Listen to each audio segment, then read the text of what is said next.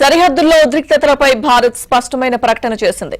పాక్ ఆక్రమిత కశ్మీర్ పీఓకే తిరిగి రావడమేనని తెలిపింది. ఈ విషయంలో మధ్యవర్తిత్వం అవసరం లేదని, ఉగ్రవాదాన్ని ఎదుర్కొనేందుకు ఎప్పుడూ సిద్ధంగా ఉన్నామని స్పష్టం చేసింది.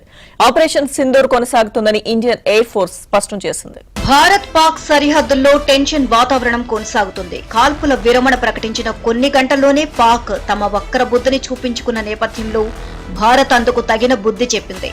ఇందులో భాగంగా భారత్ కశ్మీర్ విషయంలో స్పష్టమైన వైఖరితో ఉందని మరోసారి ప్రకటించింది. పాక్ ఆక్రమిత కశ్మీర్ పీఓకి తిరిగి రావడం మాత్రమే మిగిలి ఉందని ప్రధాని మోదీ తెలియజేశారు. ఇరు దేశాల మధ్య చర్చల్లో ఇదే ప్రధాన అంశంగా ఉండబోతోంది అని స్పష్టం చేశారు.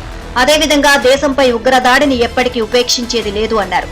త్రివిధ దళాల అధిపతులతో ఎప్పటికప్పుడు సమీక్షలు నిర్వహించిన ప్రధాని ఉగ్రదాడులపై సైనిక అధికారులకు పూర్తి స్వేచ్ఛ ఇచ్చారు. సోమవారం జరిగే ఇరు దేశాల director general of military operation DGMO స్థాయి సమావేశంలో పీఓకే అంశం ప్రముఖంగా ప్రస్తావనకు రానుంది. భారత్ పాకిస్తాన్ ఉద్రిక్తతలపై అమెరికా అధ్యక్షుడు ట్రంప్ మరోసారి స్పందించారు.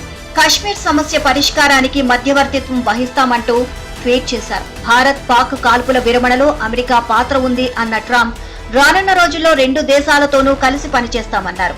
అయితే ఈ నేపథ్యంలో ప్రధాని మోదీతో అమెరికా ఉపాధ్యక్షుడు జేడీ వాన్స్ మాట్లాడినట్లు తెలిసింది. పాకిస్తాన్ కవ్వింపు చర్యలకు పాల్పడి దాడులు చేస్తే ప్రతి చర్య దారుణంగా ఉంటుందని మోదీ స్పష్టం చేసినట్లు తెలిసింది.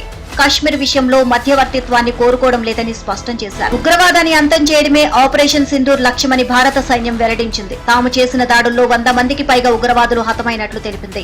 పాక్ ఆక్రమిత కశ్మీర్ లో 5, పాక్ లోని 4 ఉగ్ర శిబిరాలను నేలమట్టం చేసినట్లు ఆర్మీ డీజీఎంఓ రాజీవ్ ఘాయ్ తెలియజేశారు. సరిహద్దు అవతల ఉన్న ఉగ్ర శిబిరాలను ఖచ్చితమైన ఆధారాలతో గుర్తించామన్నారు. స్పష్టమైన ఆధారాలతో 9 ఉగ్రవాద శిబిరాలపై దాడులు నిర్వహించినట్లు పేర్కొన్నారు.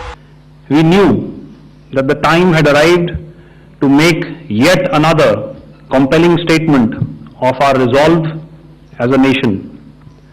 Operation Sindoor was conceptualized with a clear military aim to punish the perpetrators and planners of terror and to destroy their terror infrastructure. What I do not state here, of course, is the often stated determination of India and its intolerance to terror. Operation Sindoor పై భారత వాయుసేన మరో ప్రకటన విడుదల చేసింది. Operation Sindoor కొనసాగుతోంది అని తేల్చి చెప్పింది. తమకు అప్పగించిన పనులను అద్భుత నైపుణ్యాలతో అత్యంత ఖచ్చితత్వంతో పూర్తి చేసినట్లు పేర్కొంది. ఇందుకు సంబంధించి ఎక్స్ లో ఓ పోస్ట్ పెట్టింది. ఆపరేషన్స్ ఇంకా కొనసాగుతుంది అని, ఫేక్ న్యూస్ నమ్మవద్దు అని వాయుసేన తెలిపింది.